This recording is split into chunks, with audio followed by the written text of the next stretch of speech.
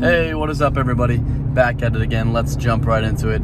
Today I'm going to be talking about how emotions are used in business and how they can be a ploy or how they can be a detrimental factor to your success. For example, I was wrapping up my 2024, looking back at a few decisions I made, talking to a few partners, and some bad decisions we made, some mistakes we made. And the center of the conversation was that emotional decisions are the worst decisions we've made. For example, there was a high-end property I was looking at in a nice part of Massachusetts, and it was in a historical district, but I overlooked that fact and said, hey, it's, I really want a deal right now. It's been a little slow, and, I put up the EMD, emotionally, thinking I could get a really big deal out of it because it's a high-end part of Massachusetts, and, overlooked the historical district because I really wanted a deal, and it was an emotional decision. It was almost a very, very bad decision. I had to put up $10,000 in EMD because it was such an expensive property, and we ended up getting a deal out of it, a tiny, tiny deal, but by the skin of our teeth. I barely made any money and was just happy to get my EMD back, and very closely almost lost 10 grand. And that was just a pure emotional decision. So that's a mistake I've made. So when you're dealing with emotions in business, you have to take them out completely.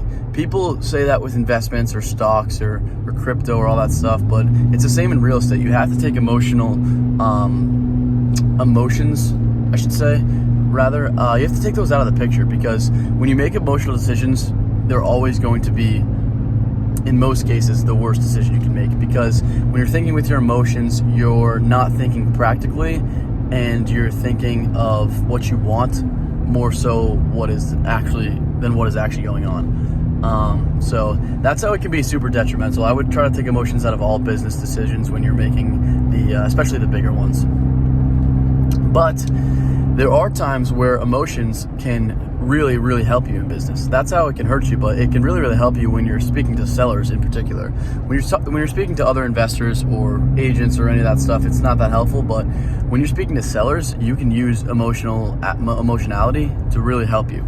For example, if you speak to a seller and they're going through a tough time, or they're going through whatever it is, pre-foreclosure, probate, they had a death in the family, if you can be a shoulder for them to lean on, and you can be a person for them to pour some emotion into, they'll have a connection with you. And even if you're not the best offer, they'll trust you. So if you can use your emotional intelligence to work with people and make them be heard and actually want to help them, you can really get good deals, because people will trust you, and they'll trust that your numbers work, and they'll trust that you are trying to do what's best for them. So my advice would be, try to do the best for everybody and really try to help people like they're your family. But when you can use that emotional intelligence, I think that it helps you get deals that other people can't get, because a lot of people, when they're speaking with sellers, are just numbers.